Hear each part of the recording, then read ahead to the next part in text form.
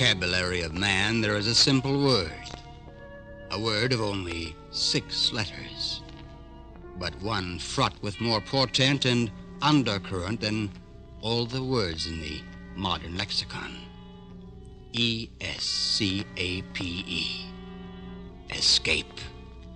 The running away from the here to the there, from the known into the unknown, when the present is a knife twisting in a wound, and the pain is beyond bearing. Escape is an anesthesia, a snare, and a delusion, a pitfall into which so many run afoul. In a moment you'll hear the story of a man who ran away from himself 1,000 miles, 10,000 miles, yet could not leave 1 inch from his point of embarkation. The title is Ebb Tide, starring Gail Page and Elliot Lewis. A narrative of a strange and mind-leeching obsession.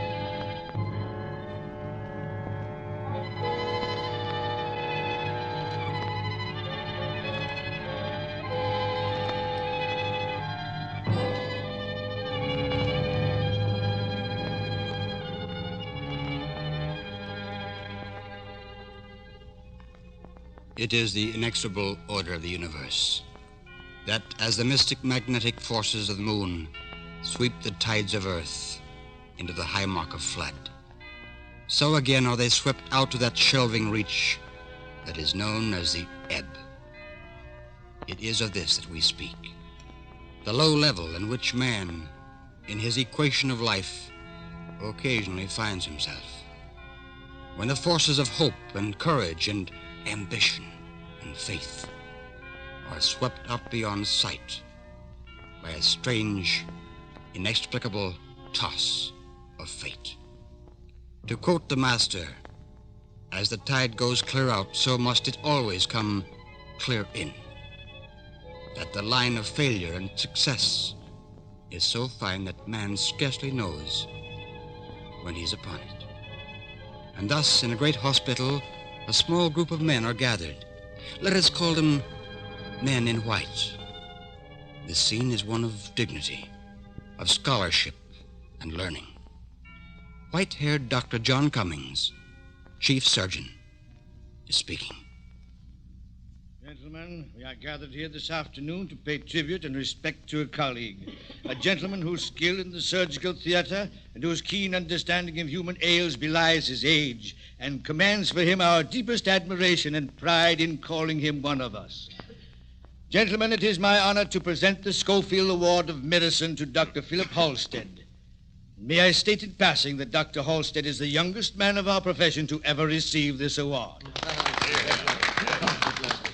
Dr. Halstead, in the name of medicine and humanity, my sincerest congratulations. Thank you, Dr. Cummings. Gentlemen, I can't tell you how grateful I am for your acclaim. It humbles me all the more to know that such gentlemen of wisdom have placed so much confidence and responsibility in me. And in accepting, I can only make the same vow again that I did make once before. I swear by Apollo, Panacea, Hygeia, and all the gods and goddesses, and make them my witness, that I shall carry out the regimen of the sick and afflicted and give them of my knowledge. And gentlemen, It is my constant prayer to one God that he will grant me an ever-continuing power of that knowledge.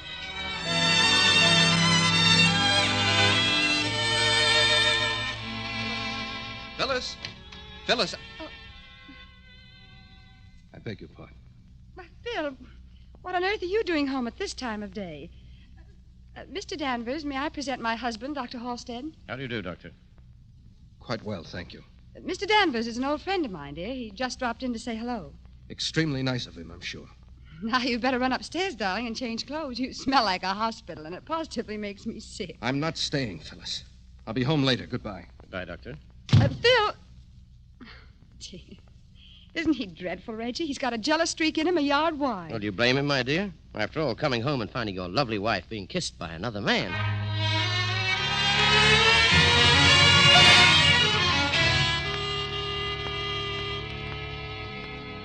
Dr. Halstead, I'm turning over that Jackson case to you. I want you to operate in the morning. I didn't tell you what you're up against. I think you know. What? I said you... I beg your pardon, Doctor. I heard you. I was thinking about something else, I guess. Yes, I'll take care of the case. In fact, I'd better run up and take a look at him now. At him, Doctor? I was referring to the case of D19, Mrs. Jackson. Mrs. Jackson? Yes, of course. How stupid of me. Yes, after you make the pre-surgical examination, Doctor, you'd better go home for the rest of the day. You'll be in for quite a siege in the morning. Siege? Yes, I guess you're right. Well,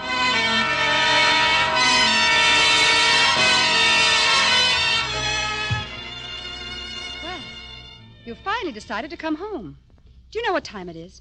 I was waiting until he left. He? Please, Phyllis, let's not be children. At least pay me the respect of being reasonably intelligent, if nothing else. If you're in a mood for dramatics, Phil, it's not too late for you to go downtown and see a show. I understand the one at the Palace is very highly dramatic. I saw all the shows I want to see this afternoon, Phyllis. I should like to know if the show's ended or will there be another act. Don't be absurd. I'm not being absurd, Phyllis. I'm being deadly serious, and I want you to be the same way. Well? Phyllis, won't you understand? At least won't you try to understand that you're married to a doctor? And that as such, your life and mine must be kept without any stigma of the cheap or commonplace. We've too much responsibility, Phyllis. Too many things are expected of us. You're not only a doctor, Phil, but it seems you're a preacher as well. Now, I know a lot of ministers that would envy your sermons. And if you want to be serious and high and mighty, all right, Phil, I'll play. Maybe I can preach a sermon, too. Go on. You and your holier-than-thou department and your so-called dignity of medicine. I'm not married to a man. I'm married to a bottle of iodine or a can of ether. I'm married to Mrs. O'Callahan's stomach ulcers or somebody's bursted appendix. What do you expect me to do, Philip? Sit around the house all day with the blinds pulled down reading the American Medical Journal while you walk up and down hospital corridors impressing patients and chucking pretty nurses under the chin? All I expect is that you conduct yourself as any respectable wife should conduct herself. I don't expect you to turn this house into an entertainment parlor for your old boyfriends, particularly of the ilk that you entertained this afternoon. Well, of all the colossal ego... Not ego, Phyllis. It's only that I want to respect my wife as I respect my profession. The way I want others to respect her, too. You're becoming dreadfully pedantic and boring, Philip. You'll excuse me if I retire? Phyllis, I'm not through yet. No? Then I'm afraid you'll be talking to yourself. And I seem to recall reading in one of your books someplace that talking to oneself is a symptom of being somewhat wacky, shall we say. Good night, Phil.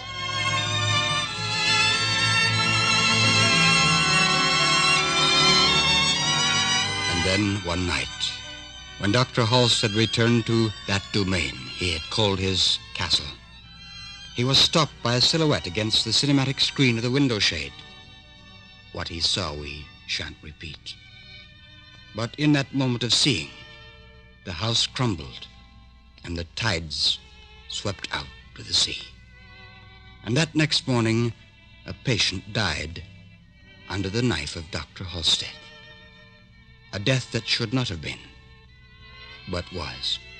And the word if became huge in his life, for if these things had not happened, Dr. Halstead would not now be on this tramp steamer bound for nowhere in particular.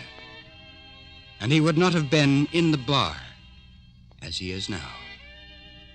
I beg your pardon, sir. If you don't mind me saying it, drinking so much of that there rum in the tropics this way is pretty blinking bad, sir. Don't you think you've had enough? I've had too much, but not of rum. You can fill the glass up again. I can pay for it. Very well, sir, if you insist, but we'll be ducking in the morning. You'll be wanting to be top-hole shape, sir. When I want advice, I'll ask for it, bartender. Fill up the glass and keep filling it up until I tell you to stop.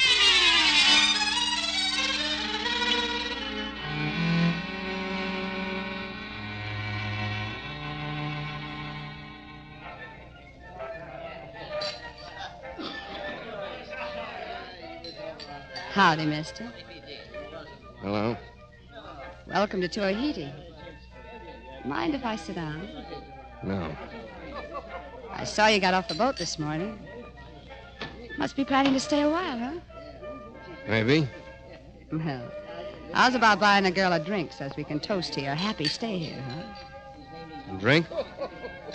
Sure, why not? Here. Here's $5. Go over to the bar and buy yourself anything you want. Just make sure you drink it over there. Sure. Okay, mister, I get it. You want to be alone, huh? That's right. I don't know what the idea is, but you sure picked a spot for it, mister. Outside of a few rum-dum sailors blowing in here once in a blue moon, there ain't but 6 whites on the island. Just as a tip, mister, being alone in this devil's sinkhole ain't for guys like you. Thanks for the tip. Bartender, give me a check. Right you are, sir. That'll be $2 United States currency. Here you are. Thank you, sir. And whenever you want another little nip of something to ward off the fever, this is the place to get it.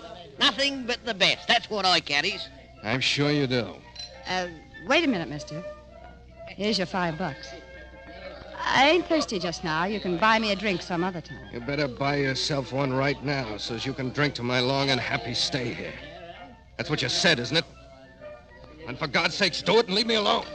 Well, strike me pink. If he ain't a queer kind of a bloke. Arrives here this morning on that old tramp, and he's drunk already. What do you think he's doing here, Goldie? I don't know, Crawley. Maybe the same thing I'm doing here, only in a little different way. Don't ask me what I'm doing here on account I don't know. No more than he does. Maybe that's why I feel sorry for the guy. Offering to give him back his $5. That's something I ain't never done before.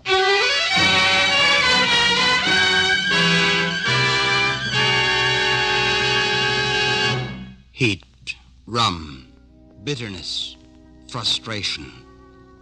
The ingredients to mix a very potent cocktail, but surely not one in which to drown sorrow that floats in the well springs of the heart. What does it matter where you go? You must take yourself along, and yourself is the nemesis from which you would gladly be rid. There is no running away. The sun shines on all corners of the earth, and night falls on every nook and cranny. There is no escape. Only the fools chase after the will-o'-the-wisp, an endless, senseless pursuit inspired by an obsession. In a moment, we'll return to our story.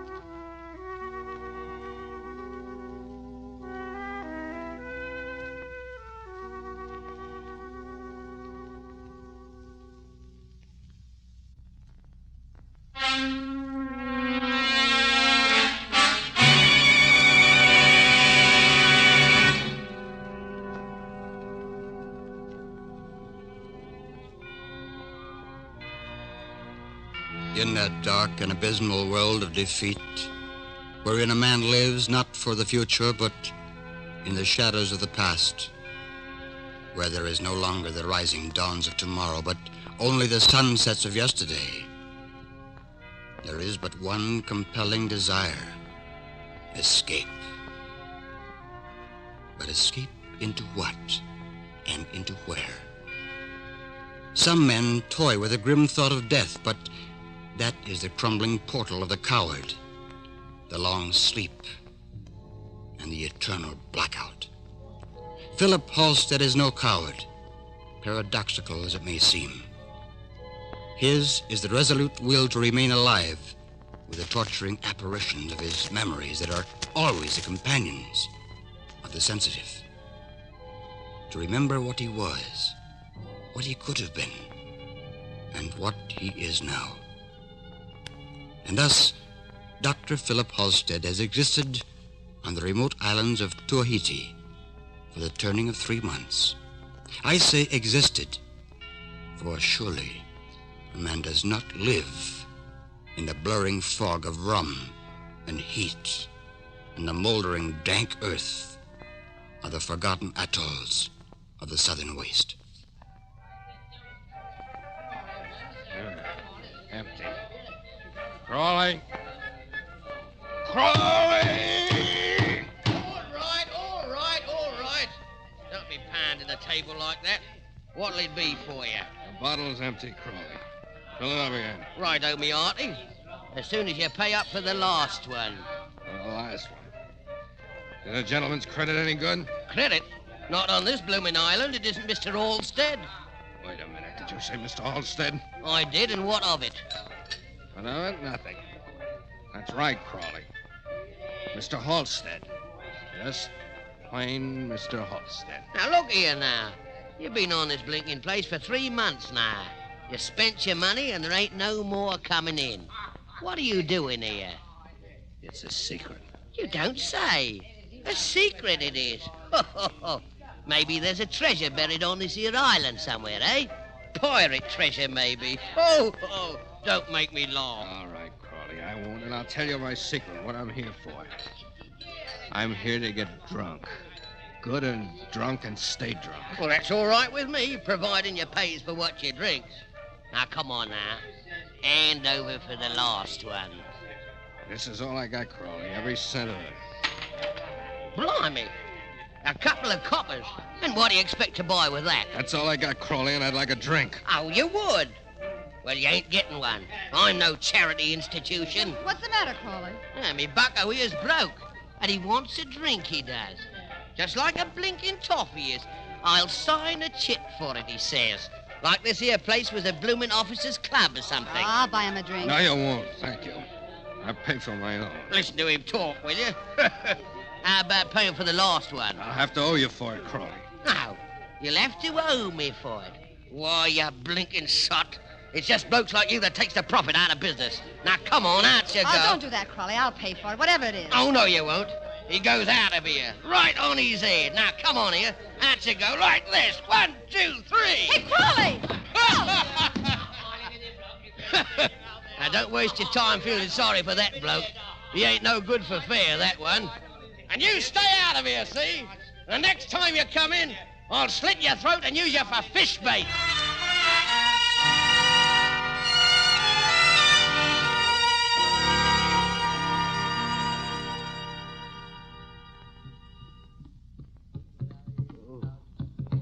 Here, Dr. Halstead. Drink this. Drink it. It's only water with a little quinine. Clear your head. Wait a minute. What am I doing here? What's that racket? It's just the natives, Dr. Halstead. You've been here for 3 days. Combination of rum and fever. 3 days. Then you... Well, I couldn't let you lie there in the street, could I? You'd have died. Maybe. Maybe that would have been the answer. You think so, Doctor? Doctor. Wait a minute. When you were delirious, you talked about a lot of things. That's how I am. Oh, Now, you needn't worry about me telling anybody. It's still your secret. thanks. I don't suppose it makes any difference. It'd make a lot of difference after you went back to America. Have somebody know what happened. Back to America? Sure. You don't think you're staying here, do you? Ah, no, Dr. Halstead. This island ain't big enough for you, and there ain't nobody here that wants you on it. You're clearing out for the States on the next cargo boat. Oh, no, I'm not. Now, look, Doctor, I'll do the talking for now, see? I've been taking care of you for 3 days like you was a baby, and I wasn't doing it for my health. Understand? My health's okay. What are you talking about? I'll tell you what I'm talking about. When you was laying there talking away about your wife and your work at the hospital in New York, I did a little thinking myself. about things that I ain't thought of for too long. Well, I used to live in New York. About 100 years ago. But I ain't forgotten what it's like to walk down the street, maybe meet somebody you know, ask them how they are, and maybe have lunch together and talk about a dress sale at Macy's, maybe. In the wintertime, the snow comes down and everything's white and clean. You can see your breath when you talk. I ain't forgotten New York, Doctor. listen, Now don't- listen to me. Maybe I did the same thing you did, run away from something that hurt me. Sure, I got away from it, but I've been running into things that's been hurting a lot worse ever since. And now I'd give anything in the world for a chance to go back. But I can't. I've been out here, too. I belong here now. But you don't. You're a doctor. Your job's supposed to be saving lives, not destroying them. And you're going back to the States, Doctor. You can take it from me. I ain't kidding.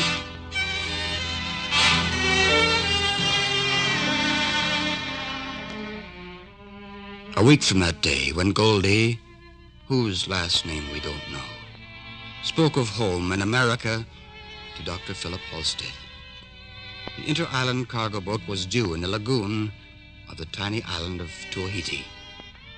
And on the night preceding, while Crawley tended his stained and grimy bar, the rear bamboo door of Crawley's house was quietly opened. And in the dark, a match sputtered and glowed yellow for a second, then vanished. Listening ears might have heard the protesting squeak of a rusty tin box.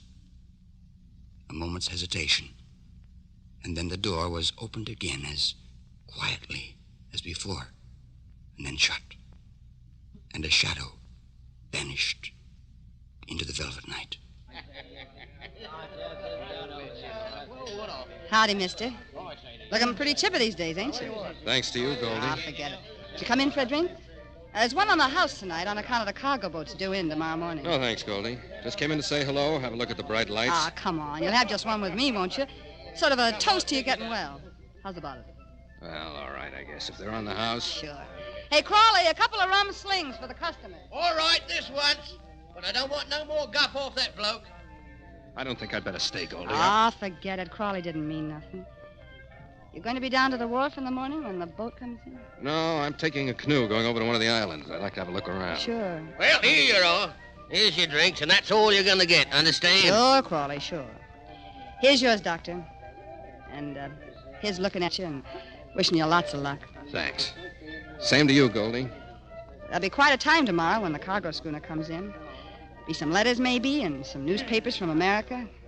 Goldie, what's the matter with this drink? What? I don't know. I feel funny. Hey, what's blinking well going on around here? What's the matter with him? Oh, nothing, Crawley. It's the first drink he's had since he was sick, and I guess it went right to his head. I'll take care of him.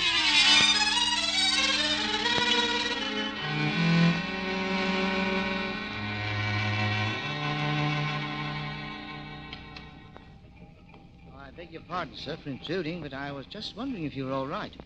All right, of course I'm all right, except for a headache. Hey, where the blazes am I? Well, you're on board the SS Cabot, sir, bound for America out of Honolulu. What the devil am I doing here? What? You've been quite unconscious, sir, and you were transferred on board from a cargo steamer in Honolulu. And incidentally, sir, the purser sent this letter down to you. Letter from whom? I don't know, sir. What is this?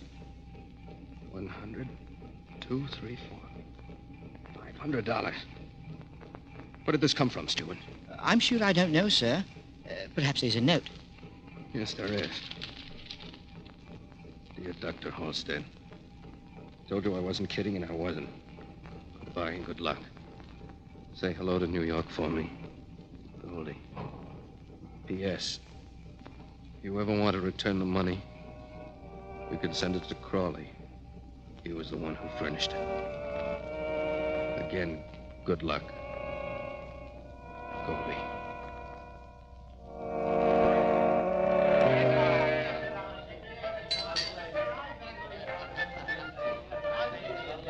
Sure, Crawley, I took the money. What are you going to do about it? Slit my throat and use me for fish bait? Boy, you dirty, bloomin', sneaky little... Don't say it, Crawley. They're not the right words for a lady to hear. And tonight, Goldie's a lady. She's going to celebrate. I think I'll start off with a champagne cocktail. That's what ladies drink, ain't it? Sure. One champagne cocktail, Crawley, for a lady.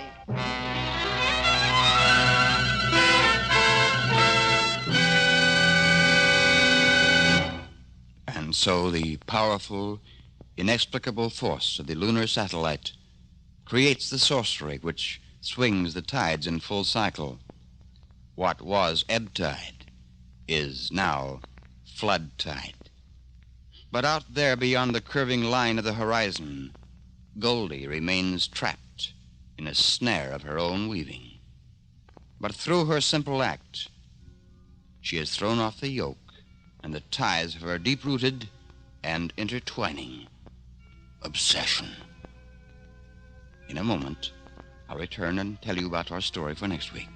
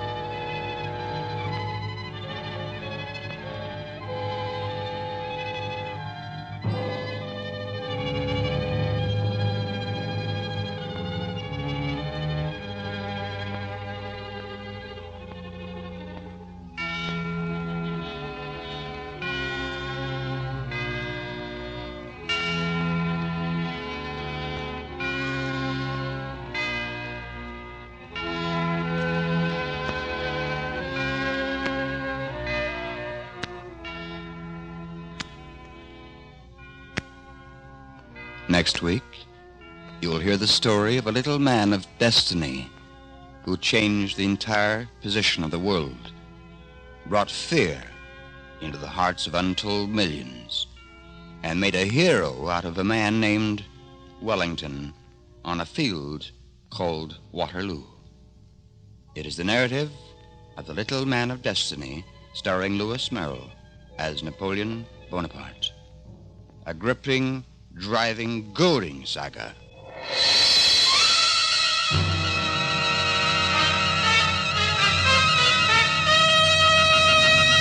Obsession.